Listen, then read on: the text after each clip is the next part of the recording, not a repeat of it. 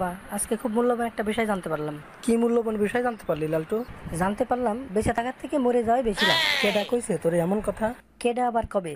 ওই জীবন বীমা কোম্পানির লোক। এই লালটু, এই কি করস? ফুল গাছ তোলস কে?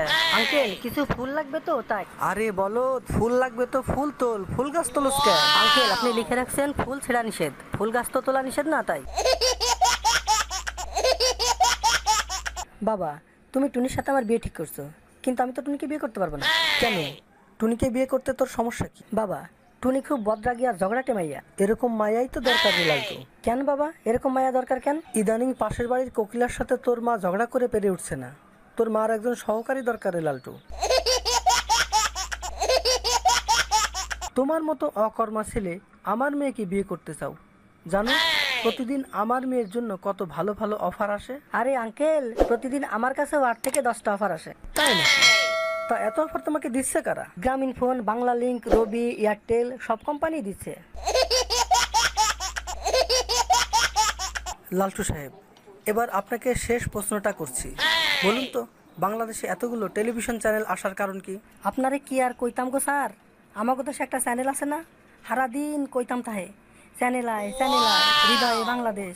আপনিই কন দেহি, একটা চ্যানেল যদি সারাদিন অন্য চ্যানেল গো এরাম কইরা ডাকবার লাগে, অন্য চ্যানেল না আইয়া কি আর করব। লালটু, রিপোর্টে দেখা যাচ্ছে তোমার ডেঙ্গু হয়েছে, তুমি বিশ্বাস করছো না কেন? কেমনে বিশ্বাস করব? একই রিপোর্ট করতে বিভিন্ন হাসপাতাল বিভিন্ন ফি নেয়, আবার শুনি রিপোর্টও ভিন্ন ভিন্ন আসে। তাহলে তুমি বিশ্বাস করবা কিভাবে? হাতে নাতে প্রমাণ পেলেই বিশ্বাস করব। ও এই কথা, তাই হাতে নাতে প্রমাণ পাবে কিভাবে? তাহলে শোনেন, আপনার এখানে আসার সময় আমি একটি স্ত্রী এডিস মশা নিয়ে এসেছিলাম। ওটি আমাকে কামড়ানোর পরে আপনাকেও কামড়িয়েছে। এখন যদি আপনার ডেঙ্গু জ্বর হয়, তাহলে প্রমাণ হয়ে যাবে আমার ডেঙ্গু জ্বর হয়েছে। লালটু সাহেব, আপনাকে চাকরিটা দিতে পারছি না বলে দুঃখ প্রকাশ করছি। সান্ত্বনা দেওয়া ছাড়া আমাদের আর কিছুই করার নেই। কিন্তু স্যার, আমার সমস্যা কি একটু বলবেন? দেখুন লালটু সাহেব, জাহাজে চাকরি করতে হলে আপনাকে অবশ্যই সাঁতার জানতে হবে। সাঁতার না জানলে আপনি জাহাজে চাকরি করতে পারবেন না। আহা লালটু সাহেব, আপনি কাঁদছেন কেন? স্যার, সামনের মাসে বিমান কোম্পানিতে আমার একটা চাকরি ইন্টারভিউ আছে, আমার তো এখানেও চাকরিটা হবে না। কেন? আপনি আগে থেকে বুঝলেন কি করে? স্যার, আমি তো উঠতেও পারি না।